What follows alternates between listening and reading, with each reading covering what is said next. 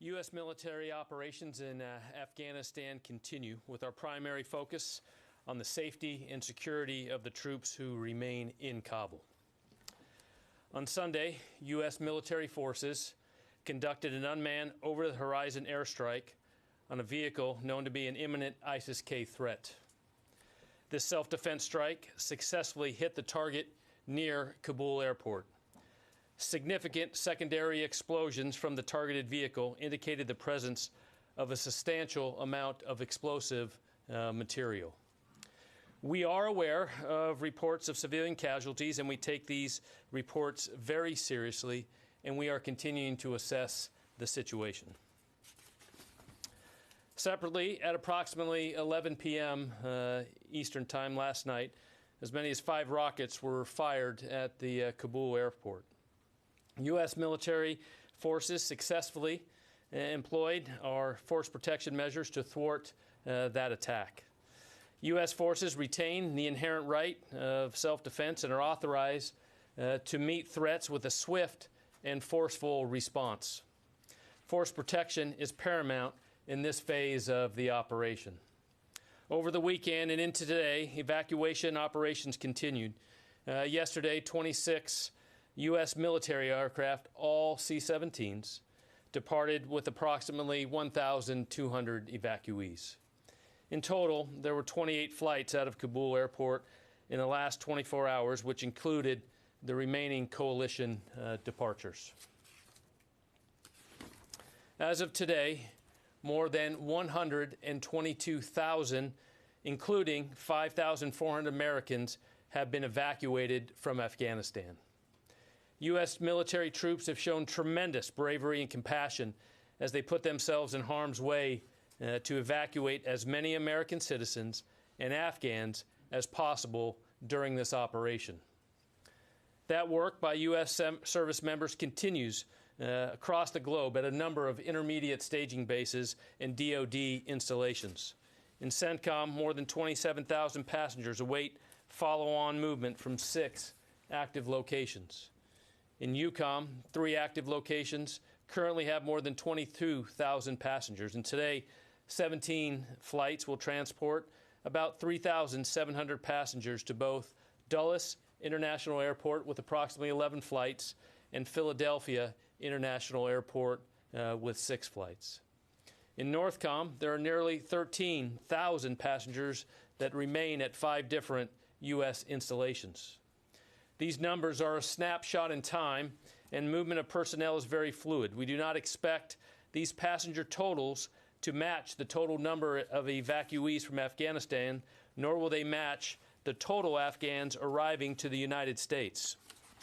The mission of the evacuation operation was to help as many people as possible leave Afghanistan. Some of these evacuees included American citizens, third country nationals, or Afghans whose credentials permitted them to otherwise depart without processing at a military installation.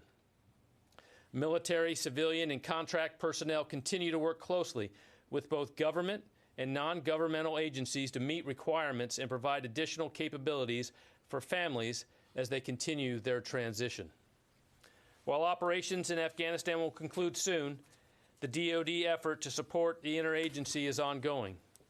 Additionally, the Department of Defense continues to support humanitarian relief operations in response to national disasters here closer to home. In Haiti, the U.S. military assets have flown 560 sorties, providing rapid logistical and airlift support, including delivery of more than 348,000 pounds of aid. On the Gulf Coast with Hurricane Ida, NORTHCOM, as of this morning in coordination with FEMA and our National Guard, has activated more than 5,200 personnel in Louisiana, Mississippi, Texas, and Alabama in response to the hurricane. They bring a variety of assets, including high-water vehicles, rotary lift, and other transportation capability to support recovery efforts. The U.S. Army Corps of Engineers is operational in New Orleans and is assessing the storm's impact. DoD stands ready to assist as requested by FEMA. Thank you.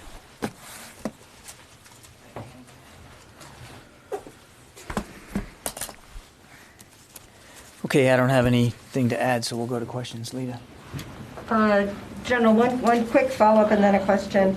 The CRAMs, did they strike and hit all of the 5 rockets, or did some land in areas where there are just no casualties? So we assessed the reporting from last night's rocket attack. We assessed that 5 rockets were in the air and went. 3 landed off the airfield, were no effect, and CRAM was able to affect and thwart the attack of one, and the other rocket landed with no effect to the mission or any danger to our personnel. And then secondly, on evacuees, does the U.S. and the U.S. military assess that the number of Americans still in the country are only the ones that no longer want to leave, or the ones who want to leave, are they largely out now? And it's our understanding that the evacuation of Afghans is largely complete also. So are you now solely concentrating on just getting U.S. troops out and equipment? So just going back, total, 122,000 were evacuated, approximately 5,400 Americans. We continue to have the capability to evacuate and fly out those until the very end. But as you talk about active peace, we're continuing to work with Department of State on that and continue evacuation and military operations. And I would refer you to the State Department on the numbers of Americans they're still in contact with. That's something for them to speak to. Tara? Could you both speak to the continuing rocket threat to the final planes that are leaving and the role that the CRAM is playing? Will the CRAM be left behind, or since it's so vital to protecting the planes as they're leaving, what will happen to the CRAM after it goes? We certainly assess, as the general said, that there's still an active threat in various ways that we have to be prepared for. And what I will tell you, without getting into the specific systems and their availability, which I think you can understand why we wouldn't, we continue to have and will maintain the capability to protect ourselves and defend ourselves as we continue to complete the retrograde. And I think that's probably the best place to put it. Just one follow-up, please, if you may. A number of us have gotten reports from either American citizens or vulnerable Afghans that are still on the ground and can't get through the gates anymore. They've been getting notices that the evacuation is over. What happens next for those that are left behind? Will there be any sort of military operation to help get them out of the country? I think you heard Secretary Blinken talk about this, that for Americans and other individuals that want to be able to leave Afghanistan after our withdrawal is complete, that the State Department is going to continue to work across many different levers to facilitate that transportation. And as I said earlier, right now we do not anticipate a military role in that effort. Jen? John, General Taylor, you just said that one rocket landed with no effect to the mission. You mean it landed inside the airport perimeter, but it did not affect the mission? It landed inside the perimeter and had no effect whatsoever. And these ISIS-K fighters or planners that you have targeted with drone strikes in the last few days, are any of them, were they released from the Bagram prison or from Pulicharki prison? Were they known combatants who were inside those prisons? I don't think we have that information. And lastly, if 5,800 Americans were left in Afghanistan when you pulled out of Bagram at the end of July, why did the U.S. military not begin evacuations of Americans before pulling out of the country? Jen, we've talked about this quite some time ago. I'm happy to revisit it.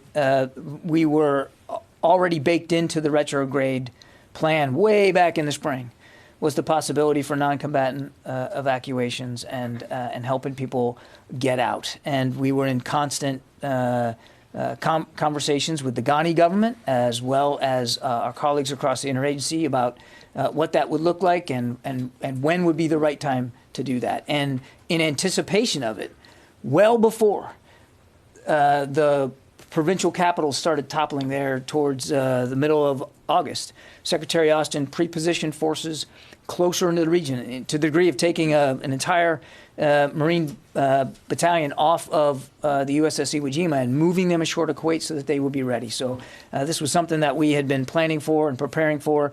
The timing of these things is always very delicate, as you might imagine. But you were essentially stopped by the State Department from beginning those evacuations. I wouldn't say that, and I don't think it's important right now to get into internal deliberations.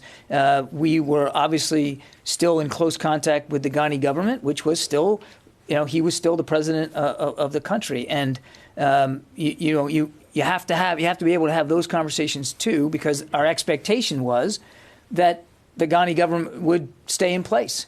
Nobody could have imagined how quickly that government would have literally just dissipated almost overnight. There was simply no way to predict that. Idris? Can I ask a couple of questions on the gates? Are any of the gates still open, and are any of the gates under Taliban control? I think it's right now, as we get into this has always been a dangerous operation, but we're in a particularly dangerous time right now, Idris. I think you can understand that we're not going to be detailing the status of any particular gate right now. As the general said, we still have the ability and the capability to conduct evacuation operations even while we are completing and working to complete the retrograde of U.S. forces. Quick follow-up. You've now had 2 incidents, one on Thursday and one on Sunday, where there may have been civilian casualties or reports of it. Beyond investigating it, do you have any indications that those reports may be accurate? We are not in a position to dispute it right now, Idris. And as the general said, we're assessing and we're investigating. Look,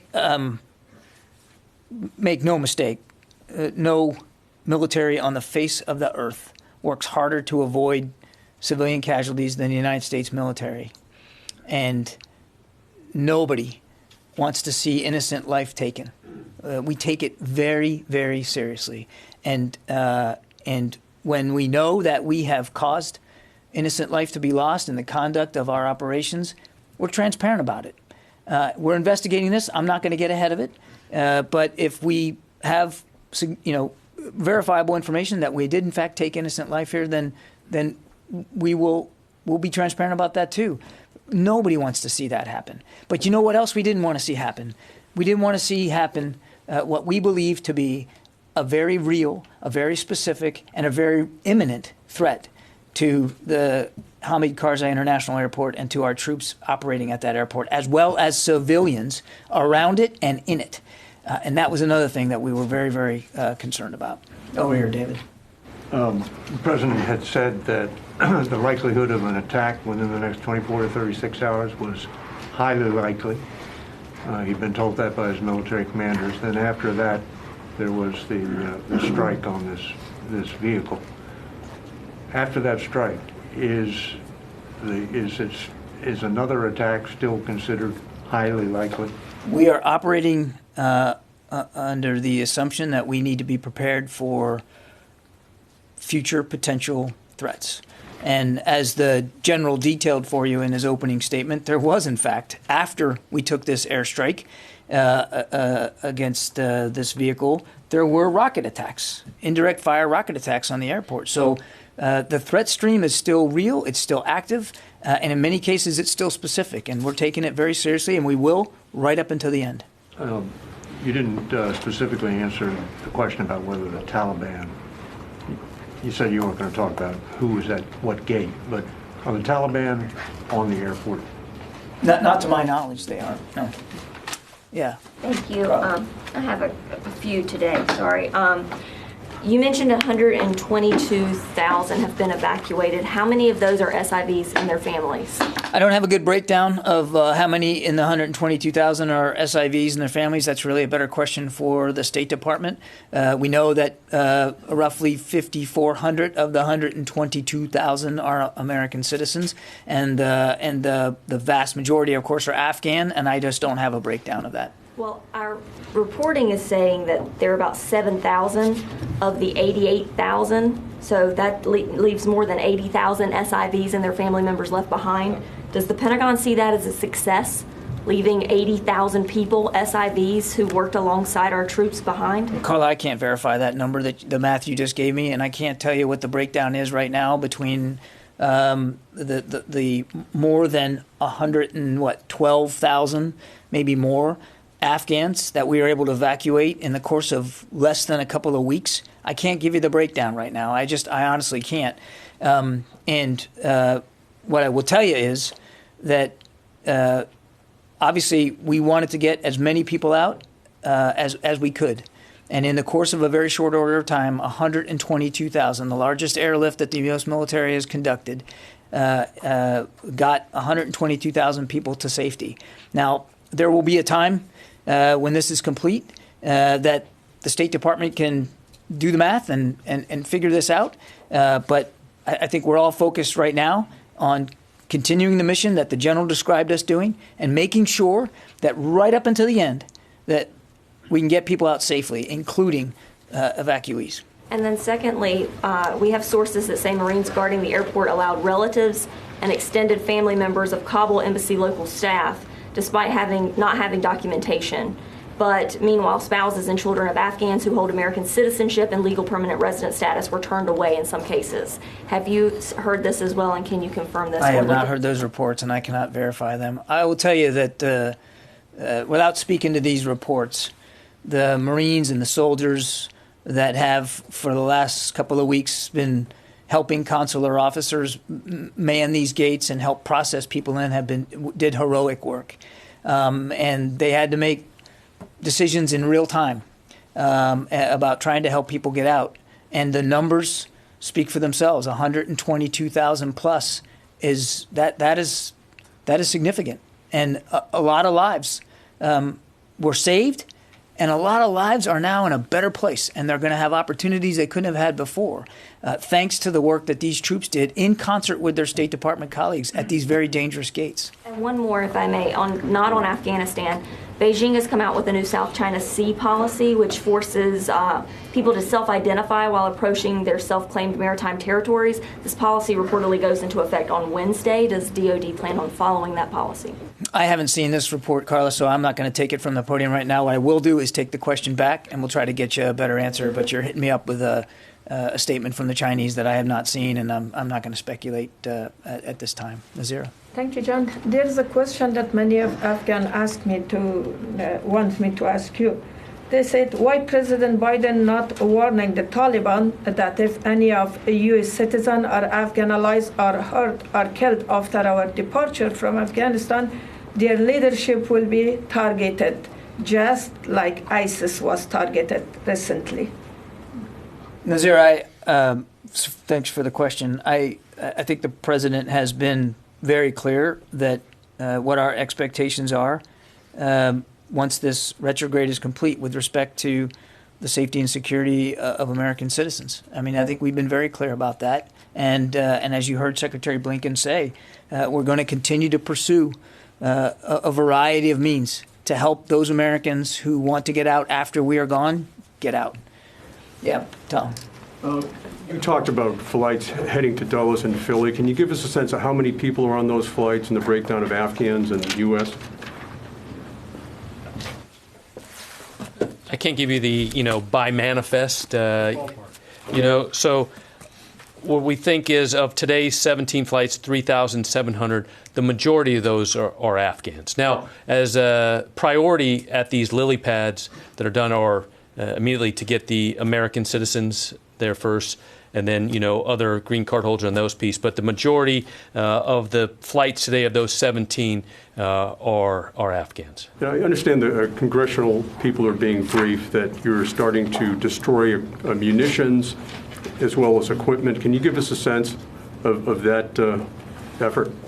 At Kabul? Yeah.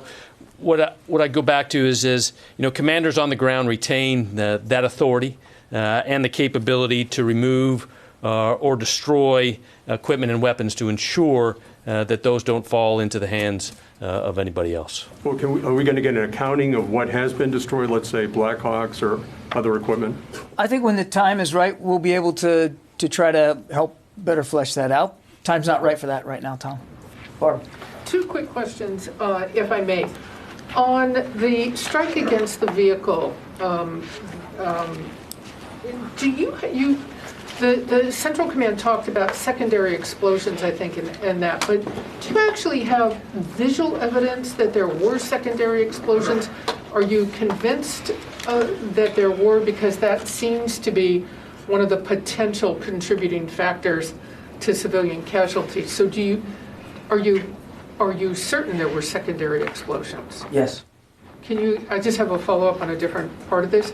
Can you say how you're sure? No.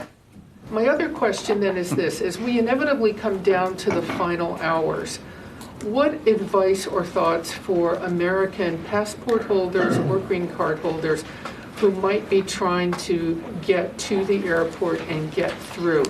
Is there still time for them?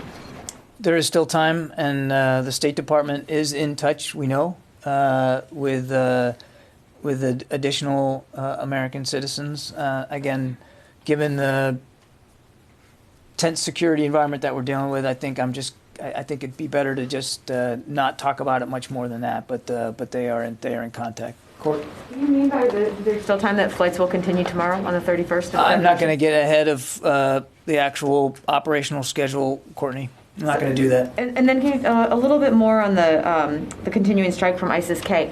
After the U.S. is completely out on the 31st, will you coordinate with the Taliban or give them notice if you plan to conduct more strikes against ISIS? I don't think it's useful to get into hypothetical operations, future operations one way or the other. The only thing I would tell you is that the President has made it very clear that we will maintain robust over-the-horizon counterterrorism capability, the kinds of capabilities that you've seen us use in just the last 24, 36 hours, and we'll have the ability to act in ways that are in keeping with our national security interests and help prevent attacks on the homeland. We still have that capability. We will use that capability. But what's not hypothetical is the fact that the U.S. military has been coordinating with the Taliban on the ground for the last 2 weeks or so. So to ask if you were going to continue coordinating with them, in this case against ISIS-K, isn't hypothetical. Will you continue to coordinate with the Taliban after August 31st? I beg to differ. I actually think your question is entirely hypothetical about something that is entirely different than what we've been coordinating with the Taliban on over the last 2 weeks, which has been to help us get as many people onto that airport as possible.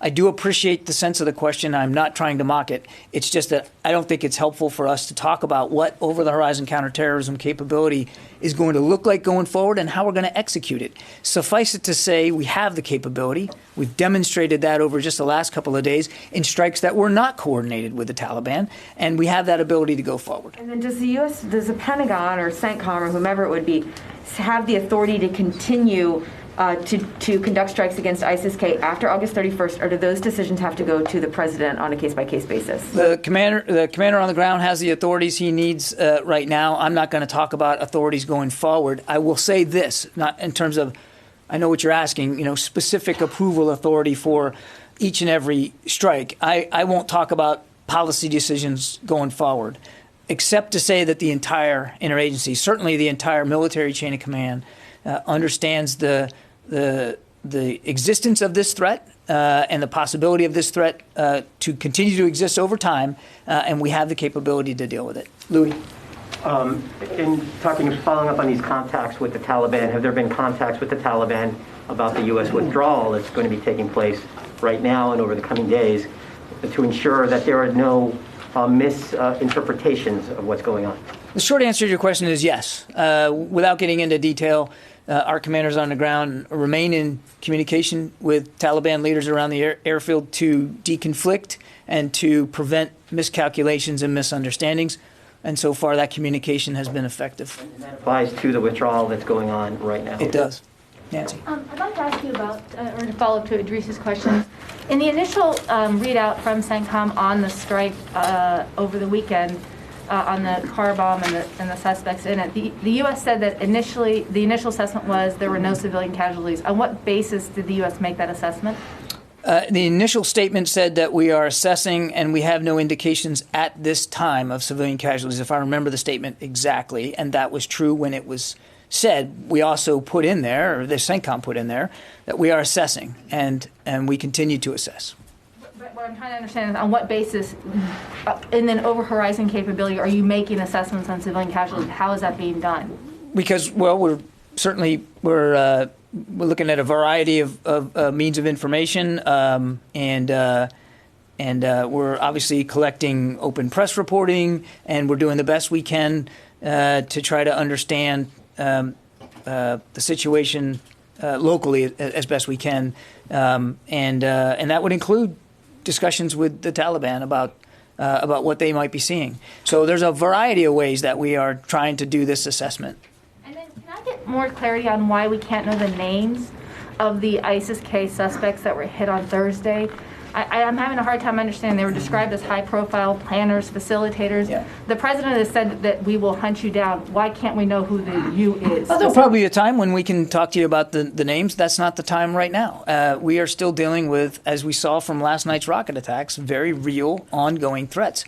And I think we're doing what we believe to be the prudent thing with respect to the release of information. We're giving you as much as we can in as close to real time as we can, but we're not going to be able to give you everything. And we talked about that a couple of days ago when we talked about the retrograde beginning, that there was going to be a more judicious approach about information release. So there will probably become a time when we can be more forthcoming.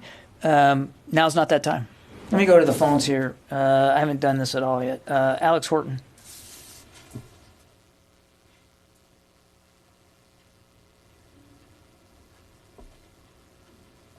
Okay, we'll come back to you, Alex. Jeff Shogel. Thanks. I have a question, and it's difficult, but I hope you can entertain it. According to Politico, the U.S. knew where the attack would, or roughly where the attack would take place on Thursday, and when it would take place. Why were there U.S. troops at that gate at that time? Jeff, what I can tell you is that we have been monitoring as close as we can intelligence that led us to believe that we were in a very dynamic and, in some cases, specific threat environment. Number one. Number two, as General McKenzie said, we're gonna investigate. We're gonna get to the bottom of what happened last Thursday. 13 precious lives were lost. We're going to take that seriously, and we're not going to investigate it in public. Number three, I am absolutely not going to speak to a press story that was informed by the unlawful disclosure of classified information and sensitive deliberations here at the Pentagon. Just not going to do it. Yeah, bye.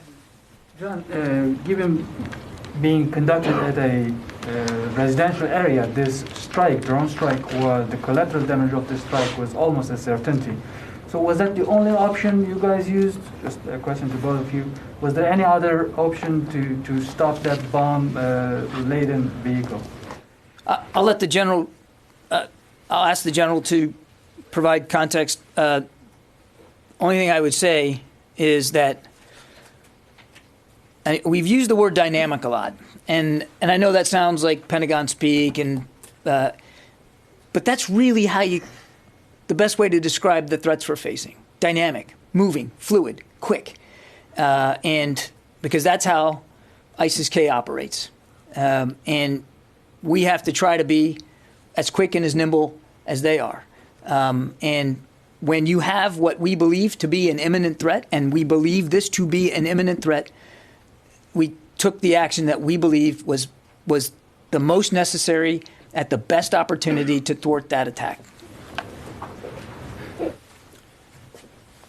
Commanders will always minimize collateral damage. That is one of the key tenets of how we operate.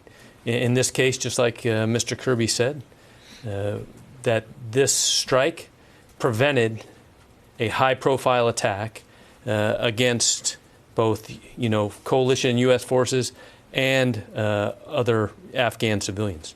And so, as we looked at the information that we had during the time of the strike, we took all those measures in place, and the decision was made to strike and thwart that attack. And also on the 5 rockets, so the U.S. force protection measures engaged those rockets, and then apparently they hit one of them, or you didn't engage the other ones? You just wanted to engage that specific fourth one? Yeah, as we look at, just going back, the force protection CRAM did work. It did engage and had effect on the one, and then one did land in an area, and it was not effective. So you didn't intercepted that one, right? That is correct. We intercepted one, and it was effective. Okay. The CRAM was effective. Therese. Morning, John. I just need to clarify the numbers you stated earlier. Of the 122,000, is the 5,400 a part of that number of Americans evacuated, or is that a separate number from the 122,000 plus evacuated over the course of this operation, going back to late July when we started moving SIV applicants back home. And then when you add in the since then, yes, 5,400 is included in the 122,000. Okay, thank you. Of course, I understand you can't give us an update on the number of troops on the ground, but are you still confident that all the troops will be out by the deadline? And also, if you can clarify when the deadline will come into effect, like Kabul time, August. It's a little bit confusing. No, fair. Answer to your first question is yes, and the answer to your second question is I'm not going to get into it. Janie. Thank you, John. If the ISK terrorists continues terrorism in Afghanistan, even after the withdrawal of U.S. troops on the 31st, will the United States get involved in the war on terror again? Well, I think I'd like to go back to what I said before to Courtney. The president has made it clear that our combat mission, the war we have been fighting in Afghanistan, that's going to end, and it's going to end very soon here. But what's not going to end is our commitment, especially here at the Defense Department, to protect the American people from threats, and particularly from any terrorist threat that could emanate from Afghanistan again. And as I said to the previous answer, you can see in just the last 24, 36 hours that we do have an effective over-the-horizon counterterrorism capability. We've employed it now twice, and that capability will remain. And obviously, we're not going to detail what it looks like on any given day against any particular threat, but we're going to maintain that capability to protect the American people from threats that could emanate from Afghanistan. And it's also important to remember that the counterterrorism threat isn't just in Afghanistan. It's in the Levant. It's in North Africa. I mean, and you guys have all seen that. And we are going to still maintain that ability to thwart those threats as best we can. And over the horizon is not something new to us either. I mean, we've been doing it for a long time in places outside Afghanistan. Yeah. That over-horizon ability for strike and for ISR, is that still coming from Gulf bases, or are you making progress with regional partners for that over-horizon? It comes from over the horizon, Abraham, and I'm not going to go into more detail on that. Is being made with those negotiations? We continue to have discussions with neighboring nations about possibilities. I don't have anything to announce today. Alex, let me come back to you. You there? Yeah, can you hear me, John? I got you. Yeah, going back to the strike, the drone strike on the vehicle, I want to revisit the evidence you used. It seems like verification that it was a legitimate target came from the secondary explosion, though an ordnance expert and trained EOD tech told me, assessing the wire photos, publicly available photos of the scene show, a lack of soot on the walls, relatively little amount of shrapnel. There's a tree that was knocked down that with the foliage still intact. So, after viewing these things, you still stand by with a high degree of confidence that there was a significant explosion and not something like, a gas tank explosion or something like that may misdirect the evidence of a big secondary explosion. No. We know that, as I said earlier, there was a secondary explosion that assessed that what was there was going to be used in a high-profile attack. I don't have details on the information that you're just saying there, but our intelligence experts and the CENTCOM will continue to assess the post-strike activities. Okay, a couple more in the back there. Does the coordination with Taliban apply to the final phases of the withdrawal? I mean, will they take over the airport before you leave? How will you ensure the protection of your troops? Will you depend on your capabilities? How the outcome would look like, the last flight? There's a lot there. As I said to Louis, we have been in communication with the Taliban about these final days, so that we can make sure that there's no miscalculation, no misunderstanding. Our goal is to complete this retrograde and to wrap up evacuation operations as safely and as orderly as we can. Obviously, I'm not going to get into the details of either the conversations we're having or our processes and procedures. As we have seen all too vividly in the last day, the threat remains high and it remains real.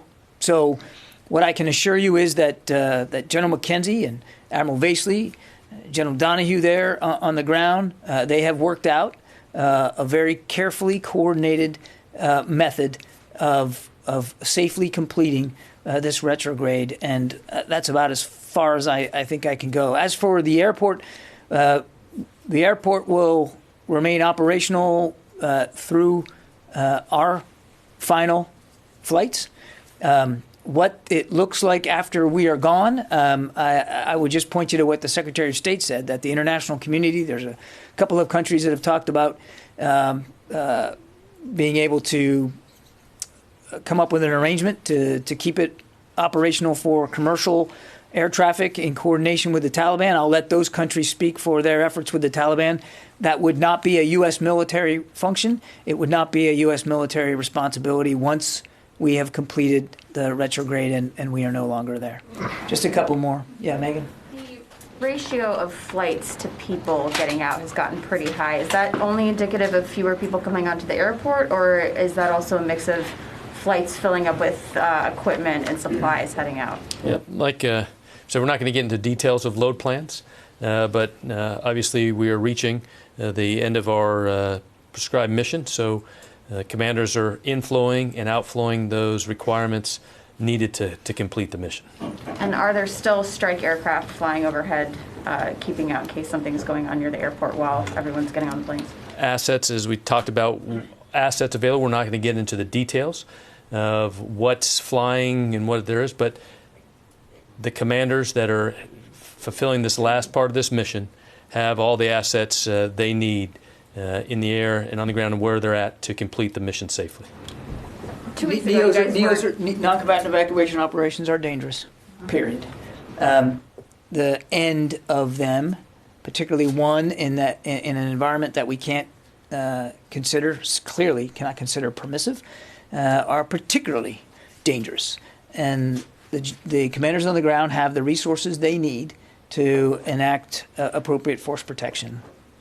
What is more dangerous now about saying there are F-18s and Reapers flying over than there was 2 weeks ago? When It's not that we're not saying more specific because for one reason or another. It's that we are in a particularly dangerous time now, Megan. Not that it hasn't always been dangerous, but it is particularly dangerous now, and we're just not going to detail every aspect of our force protection measures in public while we still have troops in harm's way and we're still trying to get people out of Afghanistan. There will be a time to talk about all that. It's just not today. One more question. Yeah, Jen. There's an American hostage still being held by the Taliban. Has the Taliban agreed to release Mark Friedrichs before the U.S. leaves? Does the U.S. have any plans to leave without this American hostage? Well, without getting into specifics, Jen, I can tell you that we share the entire government's concerns over Mr. Friedrichs and our strong desire to see him returned home to his family where he belongs. And there has been a concerted effort over many, many months to try to achieve that outcome. And regardless of what we do over the next day or so, we will remain, all of us will remain focused on returning him safely to his family. That's not going to change one way or the other. Okay, listen, I'm going to wrap it up here. I appreciate it. Thanks very much, and we'll talk to you soon.